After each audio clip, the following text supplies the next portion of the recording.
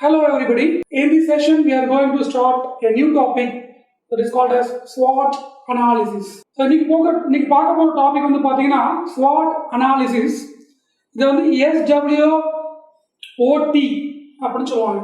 So கண்டிப்பா ஒவ்வொரு மனுஷனும் இல்லை ஒவ்வொரு ஆர்கனைசேஷனும் தன்னைத்தானே சுய பரிசோதனை பண்ணிக்கணும், செல்ஃப் அனாலிசிஸ் பண்ணணும். இப்போ நம்ம செல்ஃப் அனாலிசிஸ் பண்ணும் பொழுது தான் நம்ம எப்படி நடந்துகிட்டு இருக்கோம், எப்படி போய்கிட்டு இருக்கோம், என்னென்ன விஷயங்கள்லாம் நமக்கு தடைகளாக இருக்கு, என்னென்ன விஷயங்கள்லாம் நமக்கு வந்து சப்போர்ட் பண்ணுறதுக்கு இருக்கு, என்னென்ன ரிசோர்ஸஸ் இருக்கு, நம்மகிட்ட உள்ள ரிசோர்ஸ் எல்லாத்தையும் பயன்படுத்தி இருக்கோமா, இல்லை ஏதாவது ரிசோர்ஸை பயன்படுத்தாமல் இருக்குமா, ஏதாவது ஒரு இடத்துல நம்ம லேக்காக இருக்குமா அப்படின்னு கண்டுபிடிக்க முடியும். ஸோ ஒவ்வொரு இண்டிவிஜுவலும் இல்லைன்னா ஒவ்வொரு ஆர்கனைசேஷனும் கண்டிப்பான முறையில் தன்னை வந்து அனலைஸ் பண்ணிக்கணும், அப்பப்போ பண்ணிக்கணும். அப்படி ஒரு அனலைஸ் பண்ணக்கூடிய ஒரு டூல் தான் இந்த SWOT அனாலிசிஸ். நம்மளை நாமளே அக்குவேரா ஆணிவேரா அனலைஸ் பண்ணி அது மூலயமா நம்முடைய எஃபிஷியன்சியையும் நம்முடைய பெர்ஃபார்மன்ஸையும் இன்க்ரீஸ் பண்ணக்கூடிய ஒரு எஃபெக்டிவ் டூல் தான் SWOT அனாலிசிஸ்.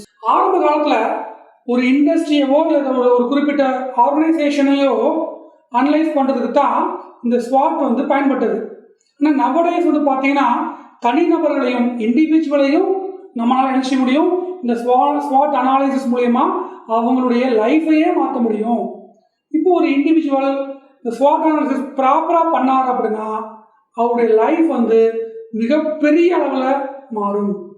தன்னுடைய கேப்பபிலிட்டிஸ், தன்னுடைய எஃபிஷியன்சி, தன்னுடைய கோர் காம்பிடன்சிஸ் இது எல்லாமே ஒரு ஹியூஜ் லெவலில் இன்க்ரீஸ் ஆகும். இந்த SWOT அப்படிங்கிறத நம்ம வந்து முறையாக பண்ணோம் அப்படின்னா நம்முடைய லைஃப்ல பெரிய மாற்றங்கள் ஏற்பட்டு நாம கண்டிப்பான முறையில் தனிநபரும் இந்த நிறுவனமும் உயர்ந்த இடத்துக்கு போக முடியும்.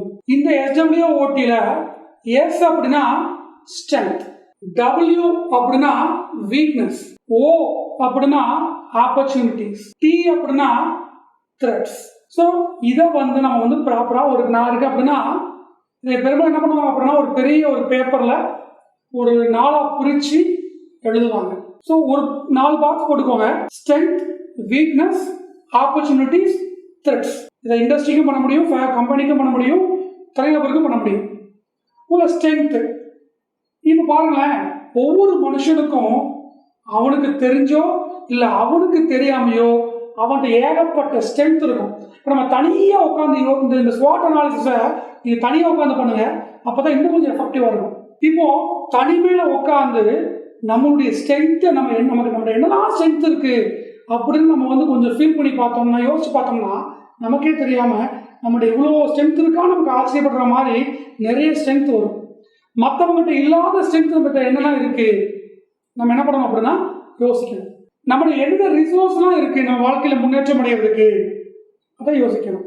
அதுக்கப்புறம் சில நேரம் சொல்லியிருப்பாங்க, தம்பி நீ நல்லா பாடுற, தம்பி நீ நல்லா டான்ஸ் ஆடுற, நீ நல்லா பேசுறியே, நீ ஏன் இந்த பேச்சு போட்டிக்கு கலந்துக்கூடாது, இந்த மாதிரி ஓ ஸ்ட்ரென்த்து உனக்கு தெரிஞ்சிருக்காது.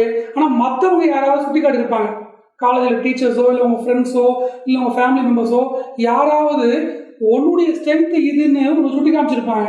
அப்போ நீ அதையும் நோட் பண்ணி எழுதலாம். ஸோ இந்த மாதிரி உன்கிட்ட உள்ள திறமைகள், சின்ன திறமையாக கூட இருக்கலாம், எல்லாத்தையும் என்ன பண்ணணும் அப்படின்னா லிஸ்ட் அவுட் பண்ணணும். இண்டிவிஜுவலுக்கு இது பொருந்தும், ஒரு ஆர்கனைசேஷனுக்கு இது பொருந்தும்.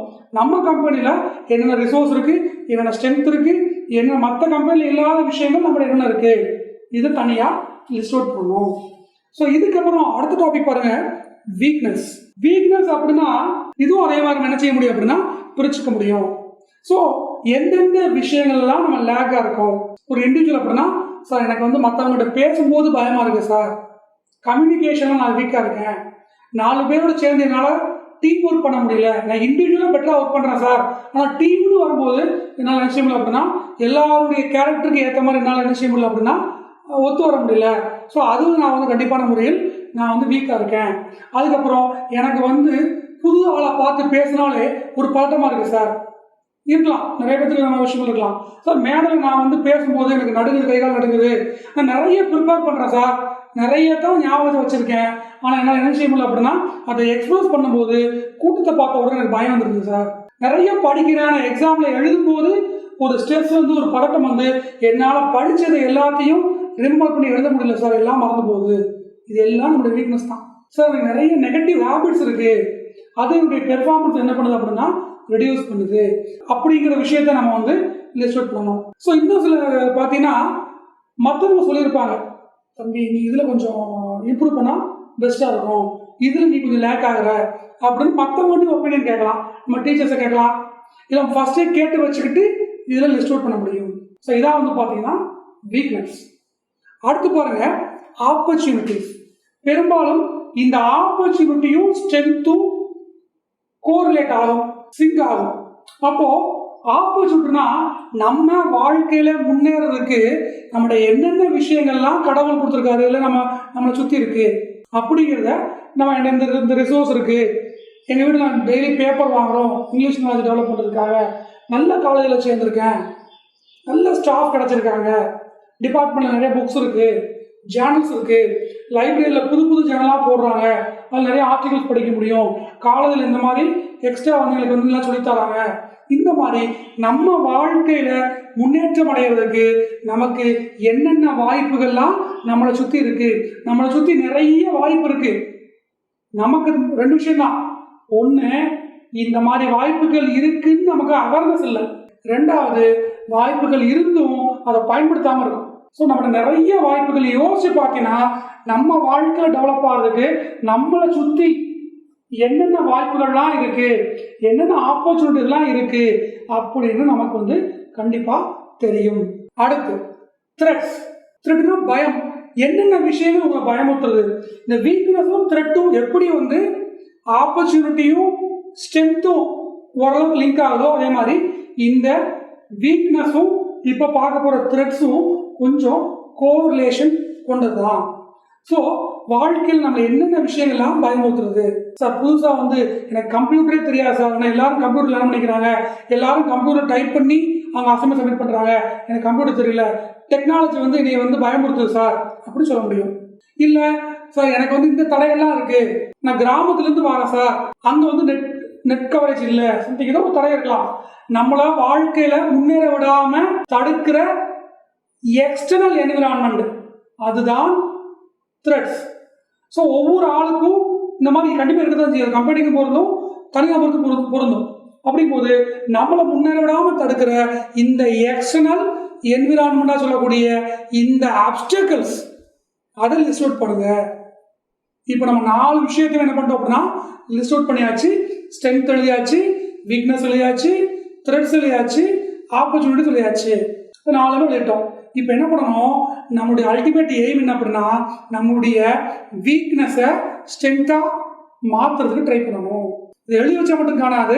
ஸோ இதெல்லாம் நம்ம ஸ்ட்ரென்த்து. அப்போது நமக்கு இவ்வளோ திறமைகள் இருக்குது, அப்போ இந்த திறமைகளை இன்னும் கொஞ்சம் எப்படி டெவலப் பண்ணுறது. நமக்கு இவ்வளோ ஆப்பர்ச்சுனிட்டிஸ் இருக்குது, இந்த ஆப்பர்ச்சுனிட்டிஸை நம்ம எல்லாத்தையும் எப்படி நம்ம வந்து அக்வயர் பண்ணுறது அப்படின்னு நம்ம யோசிக்கணும். அப்போ நமக்கு இவ்வளோ த்ரெட்ஸ் இருக்குது, இவ்வளோ வீக்னஸ் இருக்குது.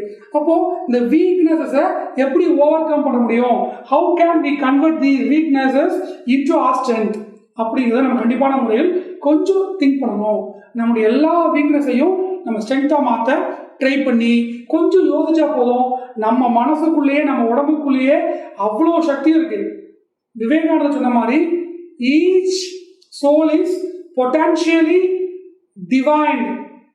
ஒவ்வொரு ஆன்மாவிலும் தெய்வீக சக்தி ஒளிந்துள்ளது, அதை வெளிக்கொண்டு வருவதுதான் நம்முடைய நோக்கம். அப்படிங்கும்போது எல்லாருக்கிட்டையுமே மிகப்பெரிய ஆளுமைத்திறன், பர்சனாலிட்டி, மிகப்பெரிய ஒரு ஆட்டிடியூடு, நல்ல விஷயங்கள், பெரிய அபார திறமைகள் நம்மளெல்லாம் புதைஞ்சிருக்கு. ஸோ நம்ம வந்து என்ன செய்யணும் அப்படின்னா நம்ம அதை உணரணும். நம்மகிட்ட இவ்வளோ திறமைகள் இருக்கு, நம்மளால முடியாத வேறு எதுவுமே கிடையாது. கொஞ்சம் தனியாக உட்காந்து யோசிச்சா நம்ம வீக்னஸை எப்படி ஸ்ட்ரென்த்தாக மாற்றுறது அப்படிங்கிற ஐடியா வந்து நம்ம கண்டிப்பாக நமக்கே கிடைக்கும். அதே மாதிரி த்ரெட் இருக்குது, இத்தனை விஷயங்கள் இருக்குது அப்படின்னா நீ அதை ஓவர் கம் பண்ணுறதுக்கு நீயா யோசிச்சாலும் சரி, அதுக்கு ஆல்டர்னேட்டிவ் சொல்யூஷன்ஸ் நம்ம திங்க் பண்ணாமல் இருக்கிறது தான் நம்மளுடைய மிகப்பெரிய ஒரு ட்ராபேக். நீ கொஞ்சம் திங்க் பண்ண ஆரம்பிச்சுன்னா நம்ம ஒரு குறுகிய வட்டத்துக்குள்ளேயே இருக்கும், நம்மளோட அவுட் ஆஃப் பாக்ஸ் திங்கிங்கே கிடையாது. ஸோ ஒரு குறுகிய வட்டத்தை விட்டு வெளியே வந்து இந்த உலகம் ரொம்ப பெருசு, சரியா? ஸோ இந்த உலகம் ரொம்ப பெருசு, ஜன்னலுக்கு வெளியே தான் வாழ்க்கை. நம்ம இந்த ஜன்னலுக்குள்ளேயே இருக்கோம், உலகம் சின்னதாக தெரியுது. அப்படிங்கும்போது ஜன்னலுக்கு வெளியே பார் அப்படின்னு அழகா ஒரு படத்தில் சொல்லியிருப்பாங்க. அப்படிங்கும்போது இந்த உலகம் ரொம்ப பெருசு, நிறைய விஷயங்கள் இருக்கு. நம்ம யோசிச்சோம் அப்படின்னா அந்த எல்லா விஷயங்களும் நமக்கு கண்டிப்பாக தெரிய வரும். ஒரு குறுகிய வட்டம் போட்டு அதுக்குள்ள தான் இருப்பேன் அப்படி இருந்தோம்னா நீ அதுக்குள்ளே இருக்க வேண்டியதான். So out of box thinking, ஒரு விஷயத்த பல கோணங்களை அனலைஸ் பண்றது அப்படி பண்ணோம் அப்படின்னா எந்த ஒரு சேலஞ்சுக்கும் நமக்கு சொல்யூஷன் கிடைக்கும். ஸோ த்ரெட் இருந்துச்சுன்னா அந்த த்ரெட்டை எப்படி அந்த த்ரெட்டை சரி பண்ணி அதையும் எப்படி ஒரு ஆப்பர்ச்சுனிட்டியாவோ ஸ்ட்ரென்த்தாவோ மாற்றுறது அப்படின்னு கொஞ்சம் நம்ம யோசிச்சோம் அப்படின்னா நம்மளால கண்டிப்பாக முடியும். ஸோ இதை நீங்கள் ப்ராக்டிஸ் பண்ணி பாருங்கள். உங்கள் வீக்னஸை ஸ்ட்ரென்த்தாக மாற்றுங்க, உங்களுடைய த்ரெட்டையும் ஸ்ட்ரென்த்தாக மாற்றுங்க. உங்கள் ஸ்ட்ரென்த் இன்னும் கொஞ்சம் இன்க்ரீஸ் பண்ணுறதுக்கு என்னென்ன விஷயங்கள்லாம் செய்யலாம்னு யோசிச்சு பாருங்கள். இதெல்லாம் ப்ராப்பராக செஞ்சோம்னா உங்களுடைய ஓவரால் பர்சனாலிட்டியில் கண்டிப்பான முறையில் ஒரு மிகப்பெரிய மாற்றம் அந்த மாற்றம் உங்களுடைய எதிர்கால முன்னேற்றத்துக்கும் நீங்கள் சார்ந்த நிறுவனத்தின் முன்னேற்றத்துக்கும் இந்த தேசத்தின் முன்னேற்றத்துக்கும் கண்டிப்பாக பயன்படும். தொடர்ந்து கிளாஸ் முடிச்சுக்கலாம். Thank you very much.